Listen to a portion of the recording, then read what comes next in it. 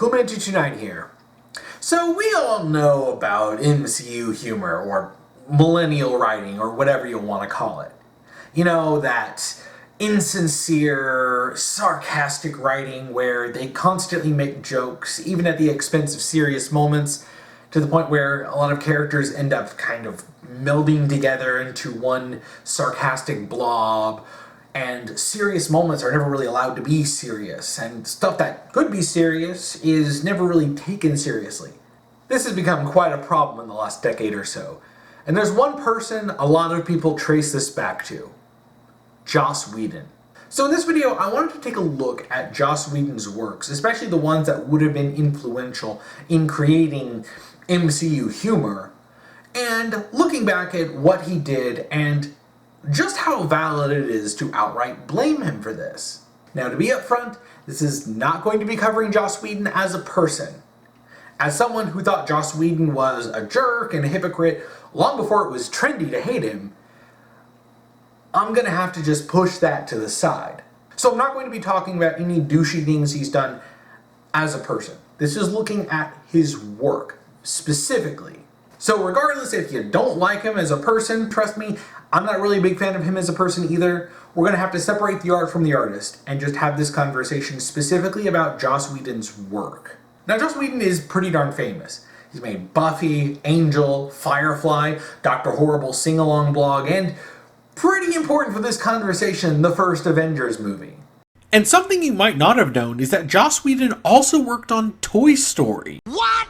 To say that Joss Whedon has worked on some pretty notable projects in the last 30 years is an understatement. Buffy the Vampire Slayer itself is an extremely well-known and influential series. It's been referenced so many times in movies, shows, and other media that it has its own Wikipedia page dedicated to it. And it's long. But I'll just give a few examples. X-Men Evolution had a scene where Rogue and Kitty Pryde dance, and it's a direct recreation of a scene from Buffy. The KDA song More makes a reference to Buffy. Even the new Naked Gun movie, which I actually recently made a video on, references Buffy the Vampire Slayer. That's my TiVo that I lent you yesterday so that you could watch season 1 of Buffy, so that you could start getting my references. So I think it would be pretty fair to start with Buffy the Vampire Slayer. It's the work that he's probably the best well-known for, and it's where the term Buffy speak comes from. It's kind of morphed into Whedon speak now, but back in the day it was just called Buffy speak. It's actually interesting to look at some of the behind the scenes of how they were writing it, because a lot of this style of humor came directly from Joss Whedon. The language of Buffy is really the language of Joss Whedon. A lot of it is the way Joss naturally speaks. It's more a verbal, non-verbal. That's absorbed by all of us and put into the speeches. A lot of the quips and the quick, snappy jokes, a lot of that came directly from Joss. But one thing that's important to note is that they very specifically made sure that each character had a voice. Each of our characters has their own distinct voice. Why do I put up with this? Because it is your destiny. So Cordelia wished for something? Well, if it was a long, healthy life, she should get her money back. And so you get a feel for what Xander could say versus what Faith could say. They're very specific, and they all have their very specific worldview. Really part of making a full and textured world is when you really start getting an ear for who would say exactly what. To the point where if one of the writers changed who said a line, someone can go, whoa, this line was originally meant for this character, right? I once wrote a line for Xander. At the last minute said, well, Willow doesn't have much to do with this scene. I'll give this line to Willow. And Jess immediately said, that's a Xander line, that's not a Willow line. You switched it, didn't you? I said, yes, I did. Now just keep that in mind. That's a surprise tool that can help us later. Now you can find compilations of plenty of funny jokes from Buffy. There's a ton of them. I have to meet my terrible fate. What? Biology. She died? Just a little. She's acquired a remarkable focus. Now, Rasputin... The show could absolutely be goofy, but more importantly, it could also be serious. And I'm not just talking about there being a story. I'm not just talking about something serious happening. I'm talking about the characters treating it seriously. So, I guess, spoilers for Buffy. But at one point, she sacrifices herself and she ends up going to heaven. Well, her friends bring her back. Though it's important to note that her friends thought she was in the worst case scenario and had nothing but the best intentions in bringing her back. She could be trapped in some sort of hell dimension like Angel was, suffering eternal torment just because she saved us, and I'm not gonna let her. I'm not gonna leave her there. And she's actually miserable. She has a whole scene where she talks about being in heaven and being happy and satisfied. Wherever I was happy, at peace. I knew that everyone I cared about was all right. Nothing had form, but I was still me, you know? And I was loved. And I was finished. I don't understand theology or dimensions, any of it really, but I think I was in heaven. And now I'm not. But being back on Earth feels like hell. I was torn out of there. Pulled out by my friends. Everything here is hard and violent. Everything I feel, everything I touch. This is hell. This scene is sincere. It doesn't sit here and try to undercut it every 5 seconds with a joke. It doesn't have to have the characters go, oh, well, that happened. It's just Buffy talking to Spike about something very serious. The idea that she went to heaven, experienced pure happiness and comfort, and then going back to Earth, it feels awful. The fact that there's any suffering here at all is just immensely unpleasant. More so than it would be now that she's actually experienced heaven. And Joss Whedon isn't Christian. He's an atheist who doesn't believe in this at all, but this is still treated as a genuinely heartbreaking situation for Buffy. And Spike can absolutely be a sarcastic douchebag. You get out of this house, or I will stake you myself. You're a very bad man. You can't trust him. Invite me in. But in this scene, he's listening to Buffy. He's not sitting here making quips every 5 seconds just to be like, oh, you did that all. No. Buff. Slam. Are you okay? I'm here. I'm good. Buffy, if you're in pain, or if you need anything, or if I can do anything for you. You can't. He's trying to offer her the help that he can. And this sincerity is important because it allows the audience to get invested in the scene. This is something the characters are taking seriously. So we should take it seriously. I'll be bringing this up later too. And even the spin-off show Angel also had scenes where serious stuff happened. And they treated it appropriately.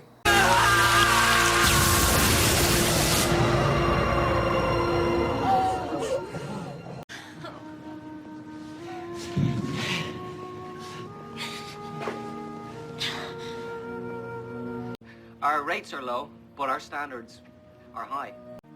And that's what you'll find here. Someone who'll go all the way, who'll protect you no matter what. But then it could also be completely goofy. You're a... Spike! You're a bloody puppet! Now, when handled well, being able to balance the goofy moments and the serious moments allows for you to write a lot of very well-rounded characters. You get to see them in different situations, from all sorts of ridiculous, silly shenanigans that let you see a silly side to them. But when they're confronted with serious stuff, how does each character act? How do they each respond to these serious moments? Any good writer would be chomping at the bit to explore those dynamics, to push the buttons on some characters or push them to their limits. How do they react? You can still have jokes, you can still have levity. Levity is important even in serious situations. But it is very important that you as a writer are taking these scenes seriously. When you drench every bit of the story in irony and sarcasm, it's impossible for the audience to take anything seriously. The writers need to care about their stories so the audience can care. Now, Firefly, another series that Joss Whedon created, is also known for a lot of its witty humor. Mercy is the mark of a great man. Oh! Oh! Guess I'm just a good man. And you'll have scenes where the characters get to have serious conversations. Even Mal is allowed these serious moments despite his usually jokey character. Don't take his offer. What? Don't do it. Just in the case that it happens, it means he's the fellow who killed me. And I don't like fellows that killed me, not in general. I said before that I don't have call to stop you, and that's true. Anyways, don't. But I specifically want to pull some examples of seriousness from Serenity, because the show got canceled before it could really kind of develop a lot of its plot threads, so the movie was made to kind of like tie up at least some of the major ones. There's still stuff that wasn't really fleshed out or developed and they weren't able to get to, because there's only so much you could do in a movie. But they were trying to get like the major stuff done. In Serenity, you have the main antagonist, the Operative. He's a serious and very deadly threat, and he's treated as such. Serenity will still have moments of levity, including even in serious scenes. It's a phrase that makes her fall asleep. If I speak the words, don't say it. It only works on her, Jane. Well, now I know that. Kaylee's been missing you something fierce. Oh, I miss her too. There's a scene near the end of the movie, during the fight between Mal and the Operative, where his crew is basically this close to death. You suppose he got through? You think Mal got the word out? He got through. I know he got through. This doesn't undercut the seriousness of the scene. It's just a little bit of levity. And that's important, because levity seems to be truly misunderstood in a lot of modern media. The scene with Mal fighting the Operative is treated seriously.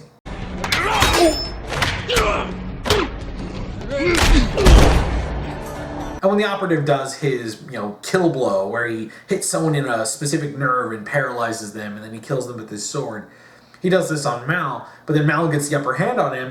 You've already lost. Because in the war between the Brown Goats and the Alliance, Mal got a shrapnel injury that tore up his nerves. Piece of shrapnel tore up that nerve cluster my first tour. And this is very interesting on a, more thematic level, where the Operative has this incredibly rigid way he kills people. Representative of the Alliance and their control and their order. You have Malcolm, the rogue element, about independence. His own history from fighting of that is relevant for how he survives this. The whole scene is treated seriously. For all the jokes that are made in Firefly and Serenity, Joss Whedon and company still understood you're going to need to take things seriously when they are serious. Now, when it comes to his involvement in Toy Story, I had known for a long time that Joss Whedon was a writer involved with Toy Story, but I'd never really looked too deeply into it. So when I was doing some research for this video, I actually looked into that a little bit more, and I found out that Buzz's entire arc came from Joss Whedon. So the whole plot line with him not realizing he's a toy and thinking he's an actual space ranger, that came from Joss Whedon. One of the most heartbreaking and emotional scenes in the movie came from the Quip man himself. So while I'm still not done talking about the stuff he's worked on, I think it's abundantly clear that this is not quite like the MCU humor that we've come to know. And to further elaborate on that idea, Dr. Horrible's sing-along blog seems like it's just going to be silly, right? It was just a little silly independent side project that they were making during the 2008 writers' strike. Bad Horse is legend. He rules the league with an iron hoof. Are you sure you want Bad horse, bad horse, bad horse, bad horse. It's got all the signature humor. I hate the homeless and this problem that plagues our city. But in the end, the story is a tragedy. Penny. Really? That you? Penny, hold on. Something that seems like it's just silliness ends in a very dark way. And Joss Whedon is definitely responsible for that. I think that the first day, Zach was like, let's make this really sad. And Joss said, okay, let's kill Penny. So even something like Dr. Horrible's sing-along blog allowed itself to be taken seriously.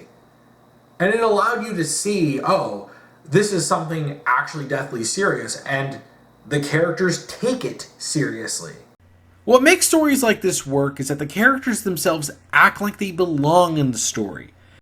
Even in a comedy, you need to be able to engage with the characters. Just look at how much discussion was spawned over the ending of Dr. Horrible, with Billy's character achieving everything he wanted, but losing the person he cared about. None of this would have been possible if the characters weren't treated with a degree of seriousness, even throughout the jokes and the songs. You lose that if you try to make everything ironic. And to round out the discussion on stuff that Joss Whedon has worked on, I think one of the most important things to talk about is the first Avengers movie in 2012. This isn't just the movie that catapulted the MCU into billion-dollar box office dominance. It established a lot of things for the MCU going forward. The movie has a lot of very funny lines. A lot of lines that people to this day will still quote. And he's my brother. He killed 80 people in 2 days. He's adopted. I understood that reference. That man is playing Galaga. But what's also specific about this that I want to point out is that every single character has a specific voice. Even when there are jokes being made, each of their jokes are tailored for the characters. So Tony's style of humor he's had since the first Iron Man movie is here in full force, just with an extra layer of Whedon wit to it. You have reached the life model decoy of Tony Stark. Please leave a message. This is urgent. Then leave it urgently. Security breach. Phil, come in. Phil? I can't stay. His first name is Agent. Steve has humor related to the fact that he's, well, from World War II and he's not from modern times. What's it look like in there? It seems to run on some form of electricity. Natasha has her cold and aloof sarcasm. He killed 80 people in 2 days. I don't see how that's a party. Thor has his own sense of humor that's based on the fact that he's even more of a fish out of water than Steve, because he's not even from Earth. He's barely been on modern day Earth for very long. We come here battling like Bildsnipe. Like what? The Bildsnipe. Huge, scaly, big antlers. You don't have those? Don't think so. He used it to turn two of the sharpest men I know into his personal flying monkeys. Monkeys. But what's funny about this is that the way these characters interact with each other plays off of who they are as characters. Steve is lost in a lot of pop culture references until they reference The Wizard of Oz. Something Thor doesn't get, but something Steve is excited to actually understand for once. I do not understand. I do. And, again, like I've talked about, over and over with these examples, despite all the humor, when the story is serious, it's serious. It allows the characters to take moments seriously. And especially when Coulson dies, that's treated as a very, very serious scene. Sorry, boss. The guy rabbited. Just stay awake. Eyes on me. Oh, I'm clocked out here.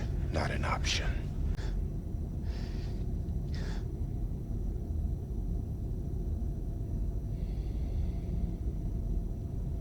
It's something that goes on to affect the entire rest of the movie. These were in Phil Coulson's jacket. Guess he never did get you to sign them. Sometimes there isn't a way out, Tony. Right. I've heard that before. Is this the first time you lost a soldier? We are not soldiers. And to add a little bit of levity to Coulson's death, it gets a little bit of a joke with Loki at the end. Where is my disadvantage? You lack conviction. I don't think So that's what it does. But it doesn't undercut the drama of his death. And another great example in Avengers is the scene where Natasha and Loki are talking.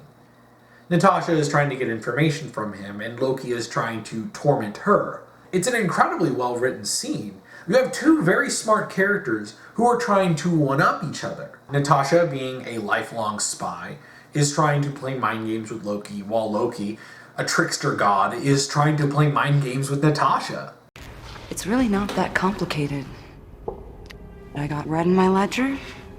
I'd like to wipe it out. Can you wipe out that much red?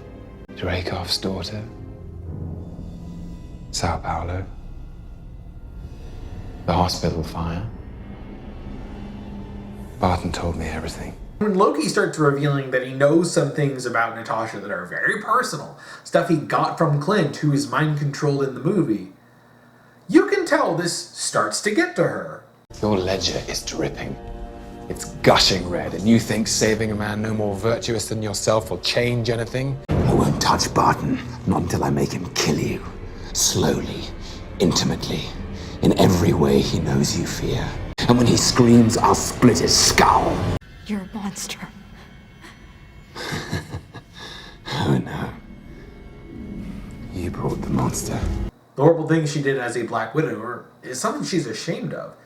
And for him to pull out this very intimate knowledge of her is something that very clearly upsets her. What did Loki do to you? He didn't just...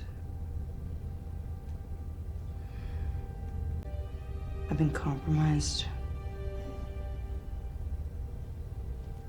I got red in my ledger. She's able to keep it together to get information out of Loki. So, Banner. That's your play. What? Loki means to unleash the Hulk. Keep Banner in the lab. I'm on my way. Thank you for your cooperation. It's a scene that plays to both characters' strengths, and it doesn't demean one to make another look good. Loki gets to be smart, he gets to be cruel, he gets to play his mind games. But Natasha is still smart and is able to get the information that she needed out of Loki. Another great joke in Avengers that's tailored for the characters is when Thor shows up to take Loki, and Natasha warns Steve about getting involved. These guys come from legend. They're basically gods. There's only one God, ma'am. And I'm pretty sure he doesn't dress like that. This joke is written with the idea that Steve was raised in the 1920s and 30s and would be a Christian. Again, Joss Whedon is an atheist, but he still wrote Steve in a way that is true to his character and history, regardless of it not matching his own personal religious beliefs.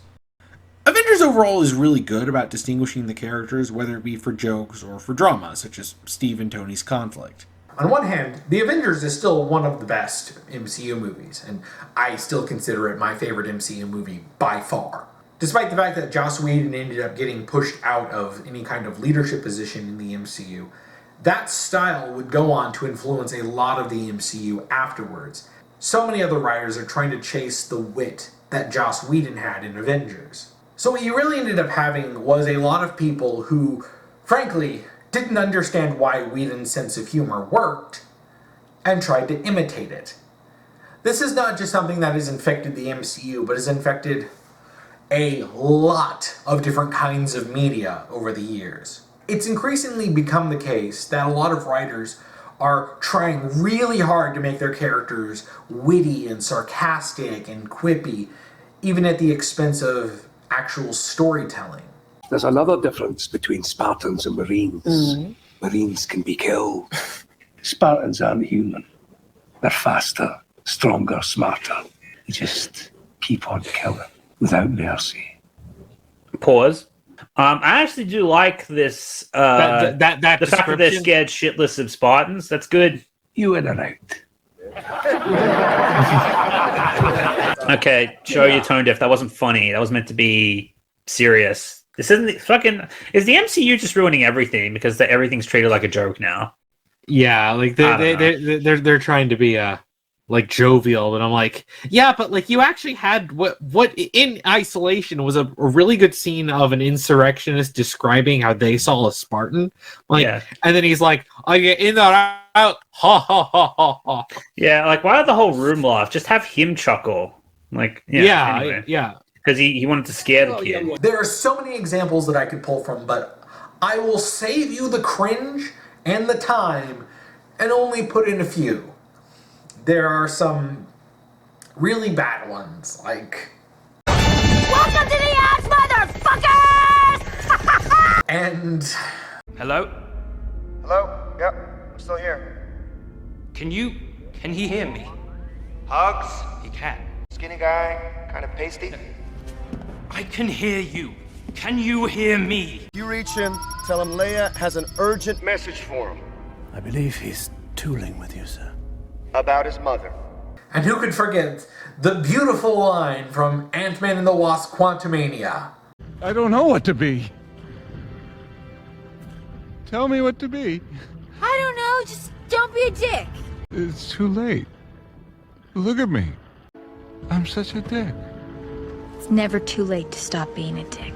And we start to see this incestuous inspiration as the bad copycats who are trying to imitate Whedon's style because they grew up watching shows like Buffy or Firefly, don't really understand it. Then they write something bad, and then someone else seems to get inspired by that, and then you have this increasing amount of self-referential, sarcastic, insincere, even sometimes outright fourth wall breaking kinds of humor. Sure. Normally, origin stories are about tall, handsome guys struggling with the burden of being handed even more power. It was me, not Fred and his weird sex fan. It's gotten so bad it's not just affecting movies and TV shows, but also video games. Did I just do that? Well, definitely with my assistance. I did not just do that. We did.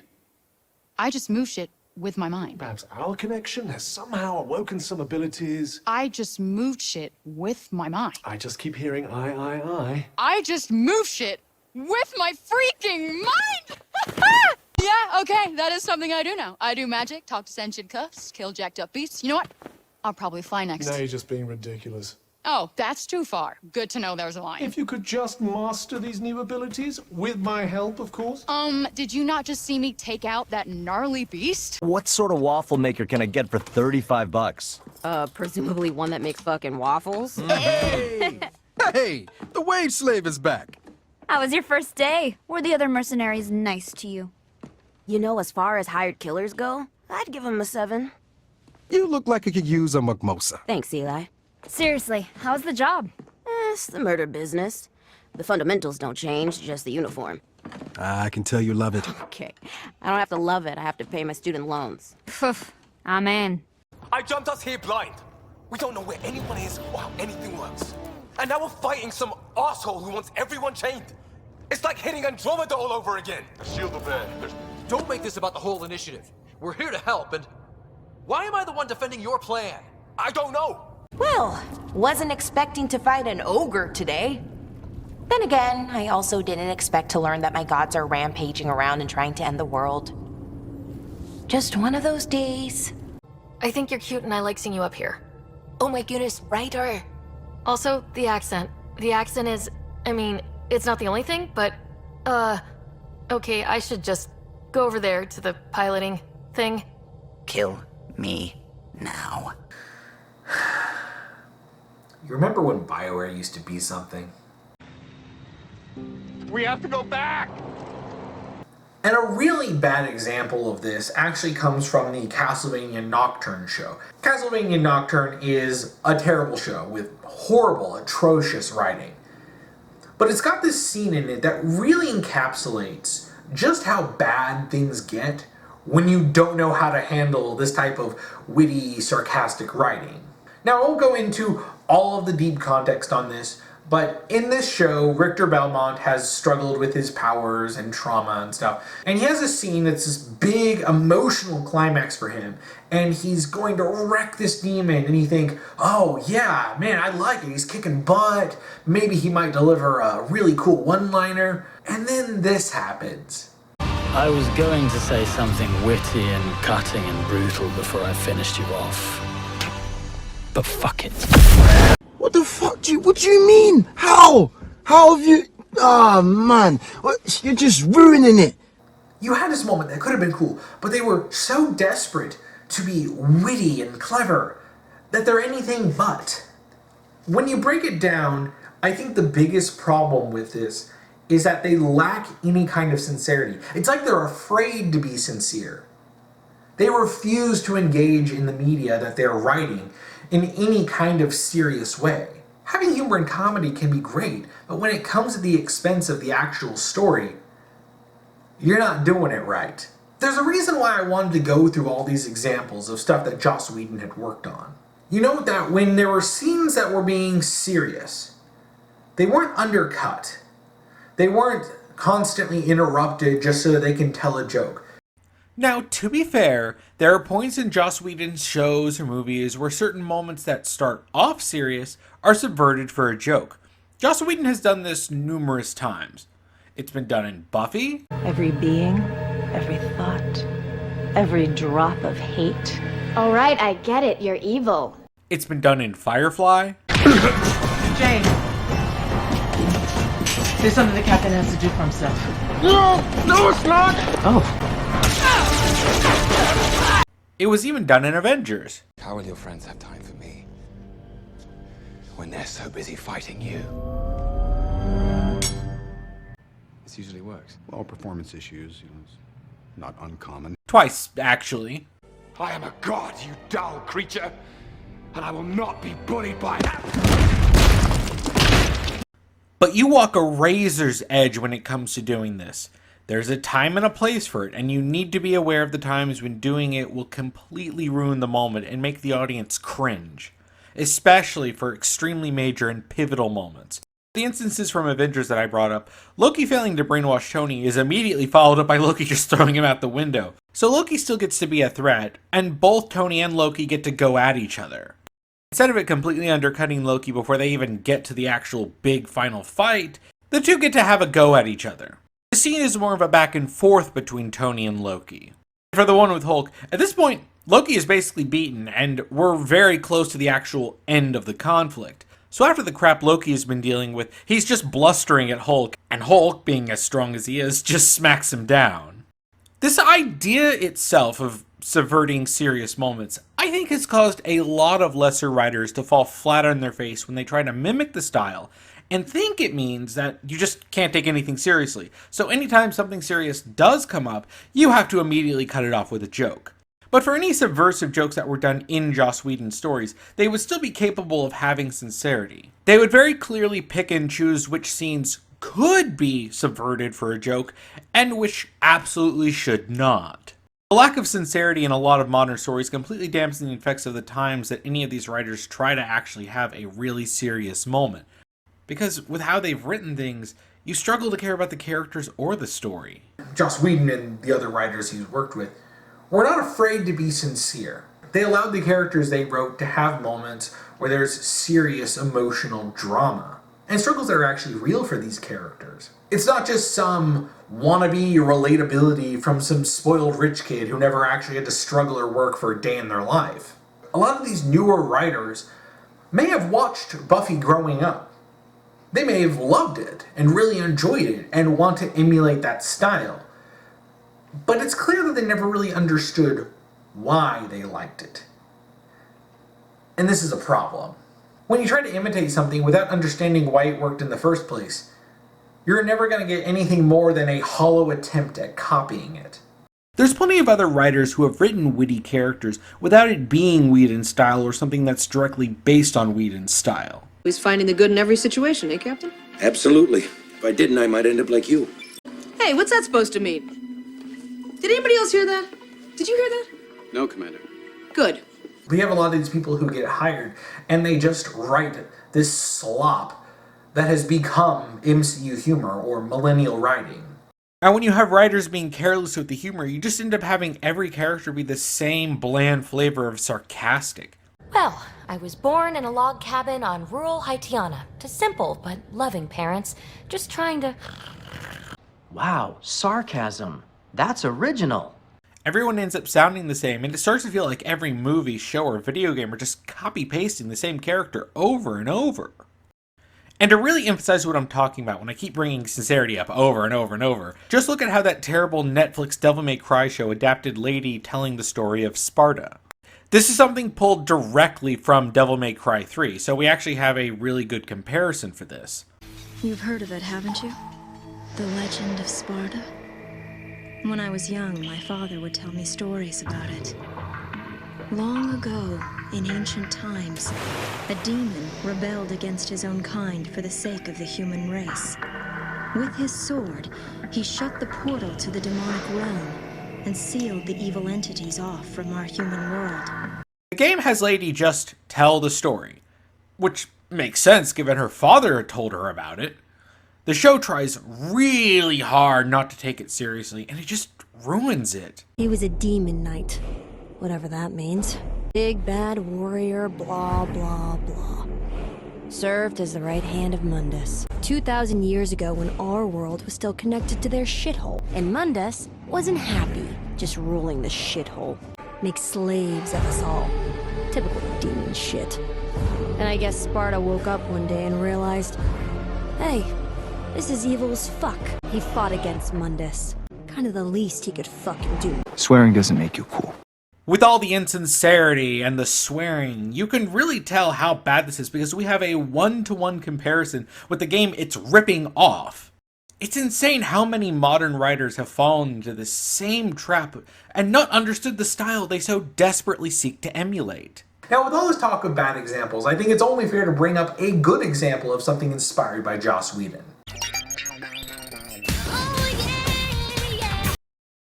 Oh, crap. Yeah, Kim Possible is very explicitly inspired by Buffy the Vampire Slayer.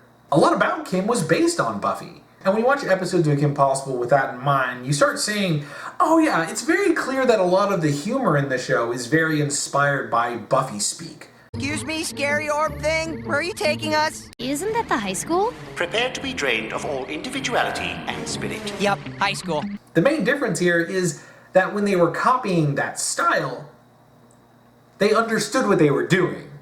These people never seen hair before. Somebody's tweaked. I am not tweaked. You reek tweak. But even with Kim Possible being a comedy action show that doesn't really have any expectations of having a serious story, there isn't really much in the way of serious stories except for maybe like a movie like So the Drama.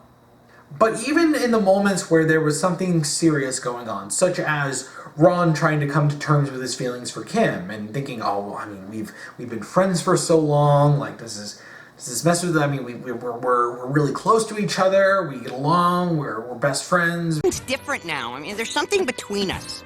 Who am I kidding? That's not different. Something's been there a long time. I think there's something there. Does she? And it's that struggle that he's going through, which is a very real struggle, and it's treated as such. So for all the silly humor that the show has, whenever it does bring up anything kind of serious, it allows it to be that. So even in a silly comedy show, they still allow those moments to exist. So what does this all mean for Joss Whedon? Well, to be honest, I don't think you can blame him for people who are trying to copy his style badly. Certainly, Joss Whedon is not perfect. Ask any Buffy fan, and they'll be able to tell you stuff that they didn't like about the show. But it's very clear that Joss has done a lot of good work, and a lot of very influential work. Stuff like Buffy, Firefly, and Avengers are still quoted to this day. And I think the people who try to strip him of any accomplishments he's ever had and call him a fraud just because it's trendy to hate him, I think that's just dishonest. Certainly any personal faults he has, you can say he has them. And any bad writing he's ever done, well, yeah, he deserves credit for that too. I mean, nobody's perfect. No writer is ever going to be perfect, top of their game, A+ all the time. Every writer is only human. 'Cause I'm only human after all. But I think it's unfair to lay the blame of all these people who tried to imitate Joss Whedon and did it badly at the feet of Joss Whedon. I don't know, that just doesn't seem fair to me.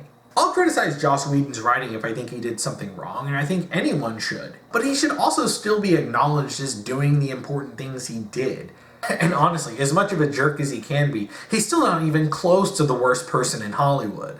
And honestly, I think a good deal of the blame also needs to be laid on the companies that hire these bad writers. Whether they're Nepo hires or whatever, it's clear that a lot of these modern writers are just not good at their job. So I think regardless of what style they would try to imitate, they would fail at. It just happens to be that a lot of my generation, and especially on the little bit of the older side of the millennials, grew up watching shows like Buffy and Firefly and loved the Avengers. And they tried to copy that style, and they just failed. I don't think Joss Whedon deserves to be blamed for that. Was he influential? Yes. Did he inspire people who ended up being absolutely incompetent? Also yes. Are there a lot of these incompetent writers inspired by Whedon, hired by companies to run shows, or being put in charge of $200 million blockbusters? Yeah. Does Joss Whedon himself deserve all of that blame? No, I don't think so. So that's all I really wanted to talk about in this video. So I want to ask y'all, what are some of your favorite things that Joss Whedon has done? And do you have examples of stuff that was clearly inspired by Whedon but failed? Please comment down below. Now I know it's corny, but if you enjoyed the video, make sure to hit like, subscribe, and leave a comment. If you want to support the channel, you can join my memberships on YouTube right down below, which gives you exclusive emotes for the channel. Or you can support me on Patreon or subscribe so our first low is $1 a month. So Supporting the channel will get you previews on upcoming videos, uncensored versions of videos that got blasted by the copyright bots, and commentary for my videos to get some behind the scenes info about the videos, and even learn about some things that didn't make it into the final cut. Every little bit helps support the channel. The enemy.